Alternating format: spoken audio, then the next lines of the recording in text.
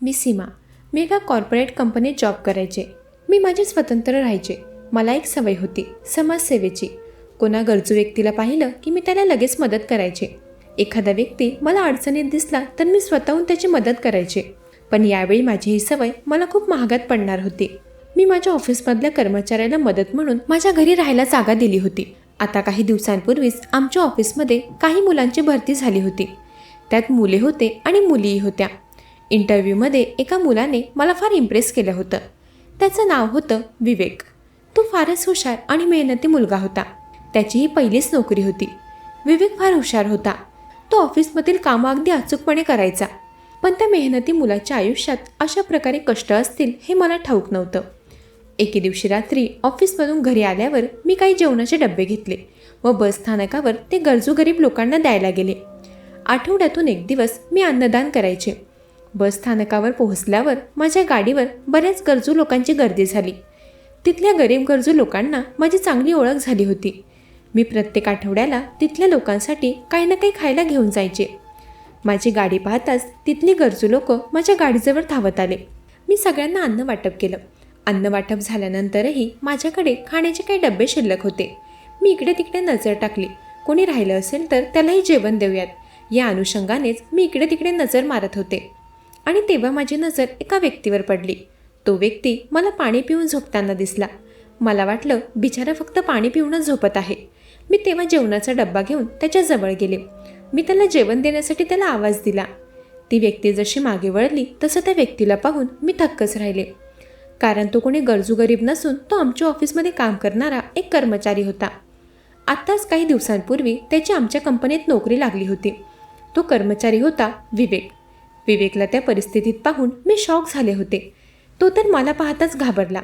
तो एकदमच जागचा उठून बसला. तो ततमम करू लागला. म्हणाला, मॅडम तुम्ही इथे? तेव्हा मी त्याला जागीच काही प्रश्न केले नाही. मी त्याला माझ्यासोबत माझ्या गाडीत घेऊन गेले. गाडीत बसल्यावर मी त्याला विचारलं की विवेक, हे सगळं काय आहे? तू एका कॉर्पोरेट कंपनीत जॉब करतोस. ऑफिसमध्ये असताना तुझ्याकडे बघून असं वाटत नाही की तू संध्याकाळी बस स्थानकावर राहत असशील. तुझ्यासारख्या हुशार मुलावर ही वेळ आली तरी कशी? तुझ्या घरी तुझे काही वाद झालेत का?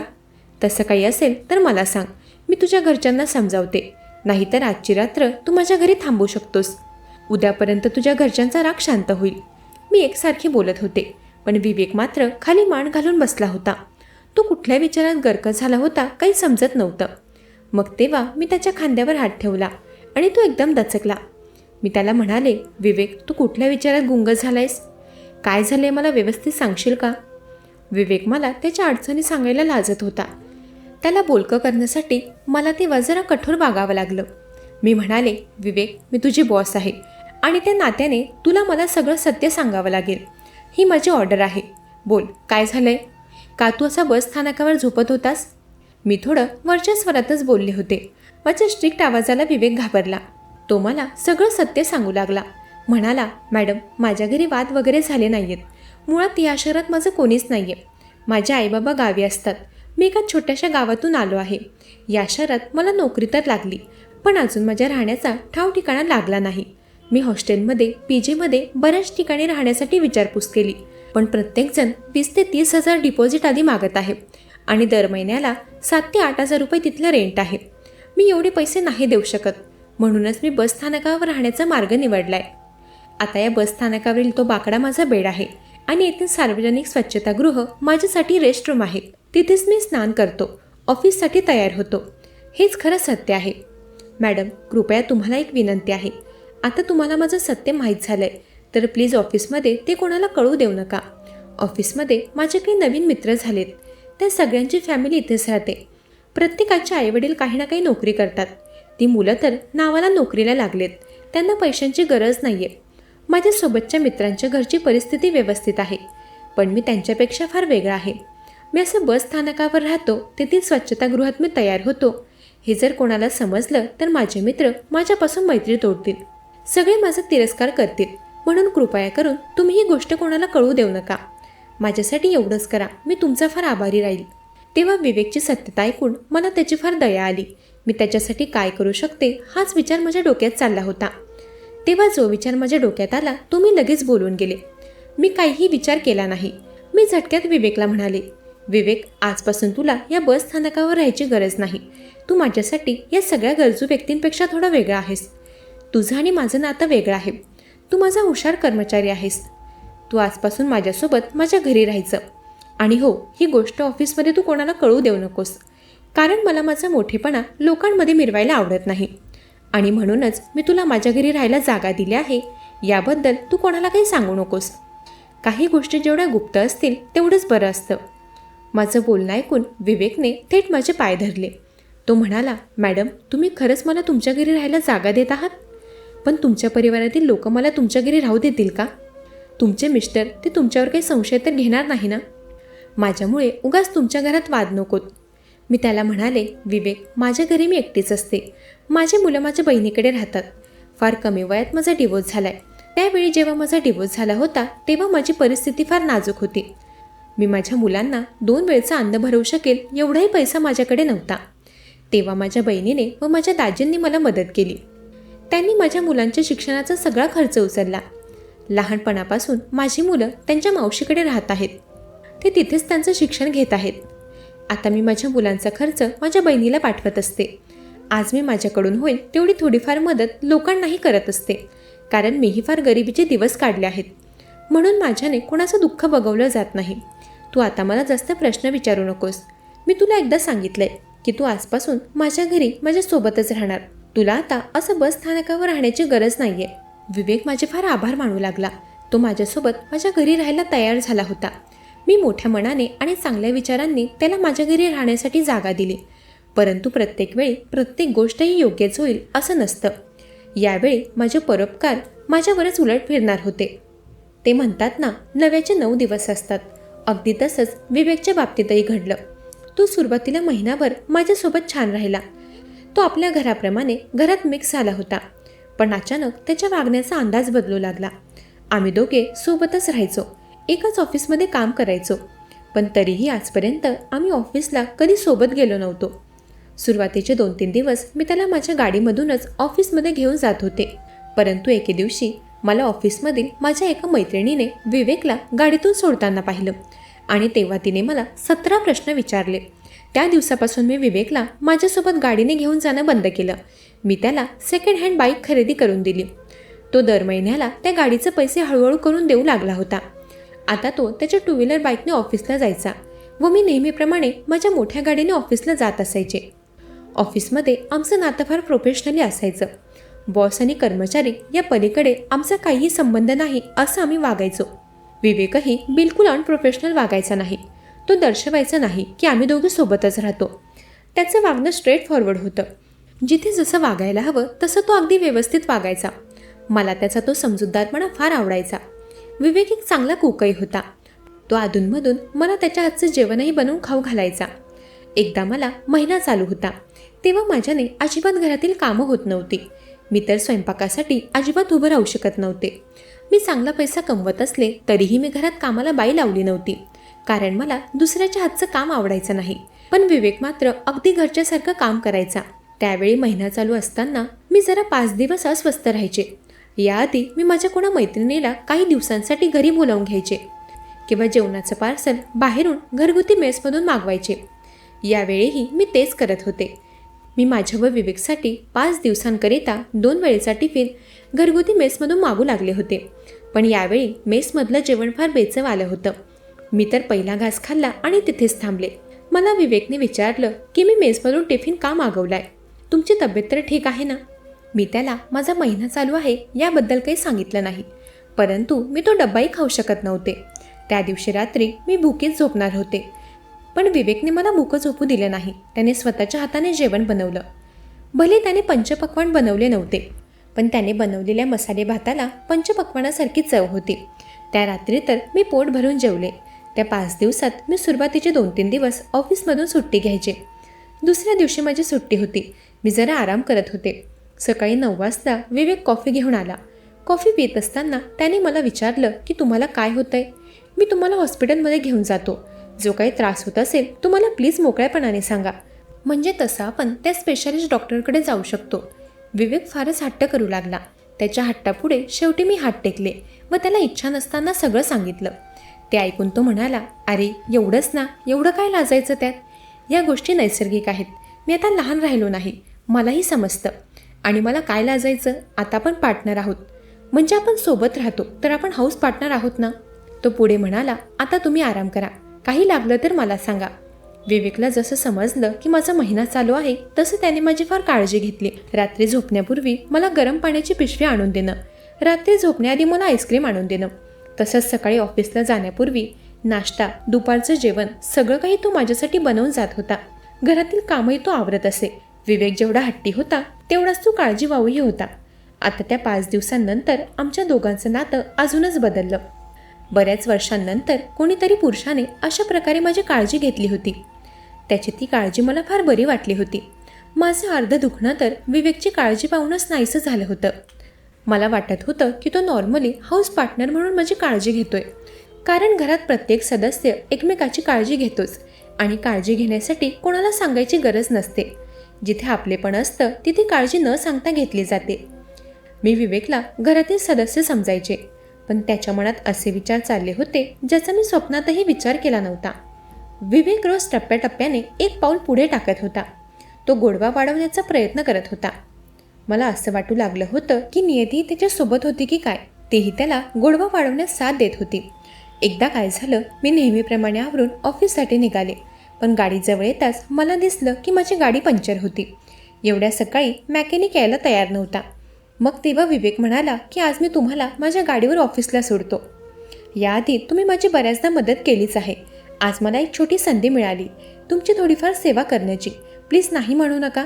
असंही गाडीचं मागचं सीट नेहमी खालीच असतं, आजही खालीच राहील.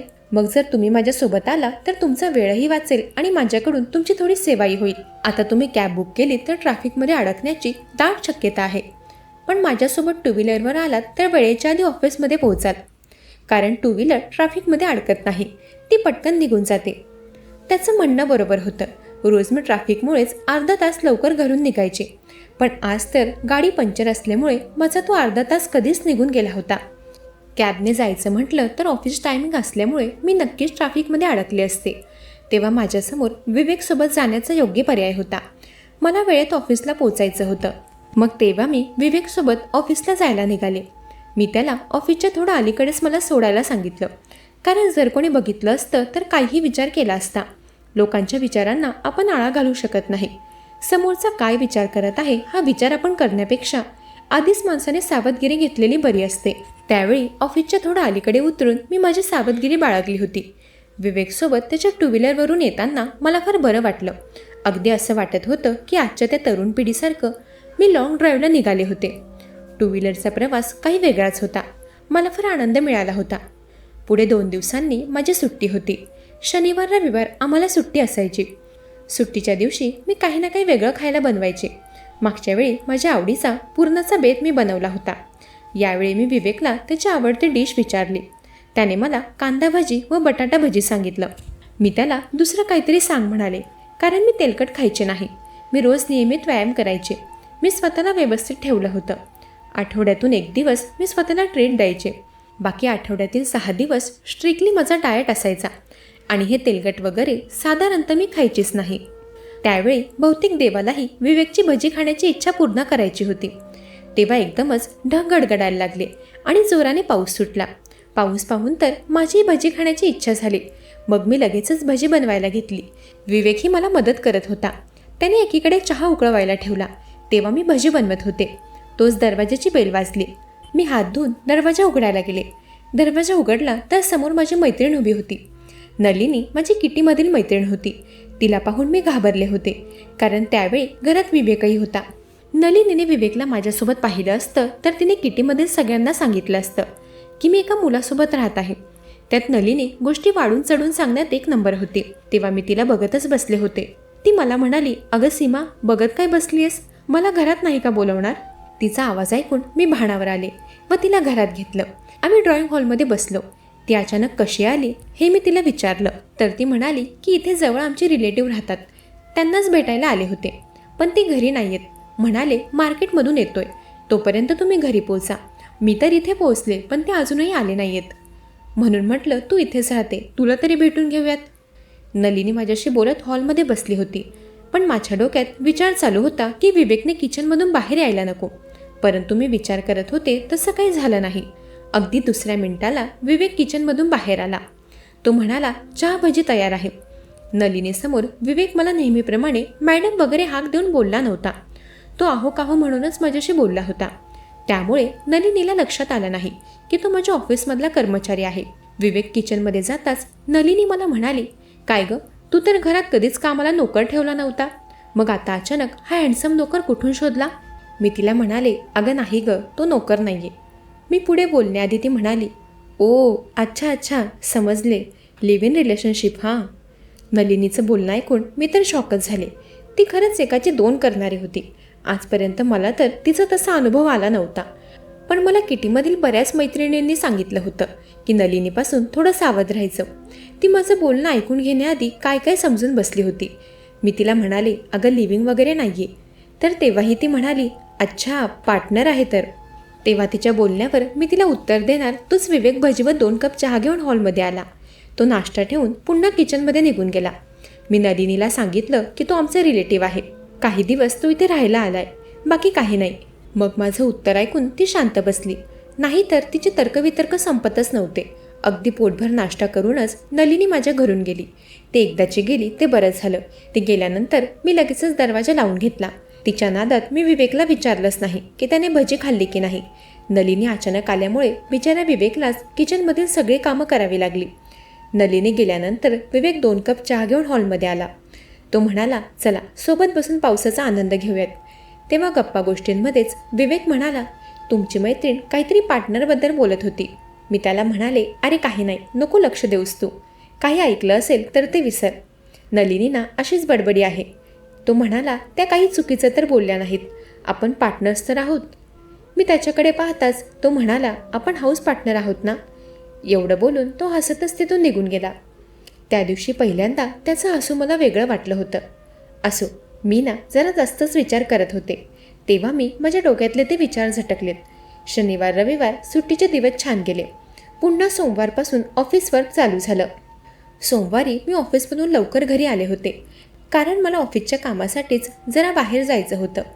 विवेकला मी बाहेर जात आहे त्याबद्दल सांगायचं विसरले होते. मी जेव्हा माझ्या त्या कामाठिकाणी पोहोचले तेव्हा तिथे विवेकही आला होता. मी एका हॉटेलमध्ये गेले होते. अचानक विवेक तिथे आला.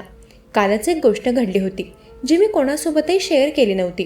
विवेकला हॉटेलमध्ये माझ्या समोर पाहताच मी माझा कॅमेरा चालू केला व विवेकला म्हणाले की विवेक, मला तुझं प्रेम मान्य नाही. तू माझ्या मागे मागे फिरणं बंद कर, नाहीतर मला माझ्या सेफ्टीकरता तुझ्या विरुद्ध तक्रार दाखल करावी लागेल. विवेक ऐक, आताही वेळ आहे, इथून निघून जा. त्यावर तो म्हणाला, सीमा मॅडम, ही नाटकं करून काही होणार नाही आहे, कारण आता सगळे प्रूफ माझ्याकडे जमा झालेत. तुम्हा स्त्रियांकडे ना हीच एक बाजू खूप स्ट्रॉंग असते. काहीही झालं तर पुरुषावर खोटे आरोप करायचे. तुम्ही सहजच पुरुषाला तो चुकीचा नसेल तरी एखाद्या गुन्ह्यात अडकवण्याचा प्रयत्न करतात. पण यावेळी तुमच्यासारख्या खोट्या स्त्रीचे खोटे आरोप मी खरे होऊ देणार नाही. पुढे तो म्हणाला, मॅडम, तुम्ही जी समाजसेवा करतात, जो दानधर्म करतात, ती गोष्ट अगदी चांगली आहे. पण दानधर्म आणि समाजसेवा ही आपल्या कमाईच्या कष्टाच्या पैशांनी करायची असते. चोरीच्या पैशांनी केलेल्या दानधर्माला दानधर्म म्हणत नाहीत, ती लबाडी असते. तुम्हाला काय वाटलं, तुम्ही चोरीच्या पैशाने दानधर्म कराल? तुमचा दानधर्म पाहून लोकांना वाटेल की तुम्ही खूप चांगले आहात. या खोट्या समाजसेवेच्या मुखवट्यामुळे तुमची दुसरी बाजू कधीच समोर येणार नाही असं वाटलं होतं ना तुम्हाला? तुमचे मुलं तुमच्या बहिणीकडे नाहीत, ते परदेशात शिकायला आहेत. माझ्या माहितीनुसार तुमचा पगार 50,000 रुपये आहे. एवढ्या पगारात तुमची दोन्ही मुलं परदेशात कसं काय शिकत आहेत? त्यात तुमची गाडी बंगला, बाकी समाजसेवा, दानधर्म हे सगळं कुठून चाललंय? मॅडम, मांजरीला वाटत असतं की मी तर लपून दूध पित आहे, मला कोणी बघत नसेल. पण खरं तर कोणाची ना कोणाची तिच्यावर नजर असतेच. तुम्ही माझी मदत केली त्यामुळे धन्यवाद. तुमच्यामुळेच तर मी तुम्हाला जवळून जाणू शकलो. आता बहाणे करून फायदा नाही, कारण तुमची चोरी पकडली गेली आहे, तीही सगळ्या पुराव्यांसकट. विवेक माझ्या घरी एक गरीब साधा कर्मचारी म्हणून राहत होता. आता बहाणे करून फायदा नाही, कारण तुमची चोरी पकडली गेली आहे, तीही सगळ्या पुराव्यांसकट. विवेक माझ्या घरी एक गरीब साधा कर्मचारी म्हणून राहत होता. खरं तर तो नॉर्मल कर्मचारी नसून इन्व्हेस्टिगेशन ऑफिसर होता. त्याला आमच्या कंपनीच्या इन्व्हेस्टिगेशनसाठी पाठवण्यात आलं होतं. काही महिन्यांपूर्वी कंपनीमध्ये लाखो रुपयांची गडबड झाली होती, पण त्याचा तपास कधीच संपला होता असंच मला वाटत होतं. परंतु मला हे ठाऊक नव्हतं की तो तपास गुप्त पद्धतीने चालला आहे. विवेक इन्व्हेस्टिगेशन ऑफिसर होता, पण तो साधारण कर्मचारी म्हणून ऑफिसमध्ये काम करू लागला. त्याने स्वतःला गरीब सिद्ध करून माझ्या घरात राहायला जागाही मिळवली. अशा प्रकारे तो माझं निरीक्षण करू लागला, माझ्यावर लक्ष ठेवू लागला. मी रोज ऑफिसला जाण्यापूर्वी माझ्या खोलीलाही लॉक करून जायचे. याच गोष्टी त्याच्या नजरेत आल्या असाव्यात. विवेक ऑफिसर होता, मी त्याच्या डोळ्यात धूळ घालू शकले नाही. विवेकने बहुतेक माझं फोनवरचं बोलणंही ऐकलं होतं. आमच्या कंपनीत जो घोटाळा झाला होता त्यात माझाही हात होता. माझ्यासोबत ऑफिसमधील काही कर्मचारीही होते. आम्ही सगळे पुरावे नष्ट करण्याचं ठरवलं होतं आणि ती मीटिंग आम्ही आज एका हॉटेलमध्ये आयोजित केली होती. पण त्याचवेळी बरोबर विवेकने माझा पाठलाग केला आणि आमचं सगळं बोलणं त्याने व्हिडिओद्वारे रेकॉर्ड केलं. कंपनीचा घोटाळा पकडल्यानंतर माझी नोकरी तर गेलीच, त्याचबरोबर मला दंडही भरावा लागला आणि माझ्यावर कोर्टात केसही चालू झाली. आज मला फार पश्चाताप होतोय. माझ्या मुलांचं परदेशातील शिक्षणही अर्ध्यातच थांबलंय. लालसापायी आज मी सगळं गमावून बसले. माझ्या मुलांच्या नजरेतूनही मी उतरले होते. माणसाने कधीही लालची बनू नये, जे आहे त्यात समाधान मानावं, कारण लालच आणि खोट्याचा शेवट एक दिवस नक्की होतो. मंडळी, कशी वाटली ही कथा? ऐकत रहा मनाचे बोल.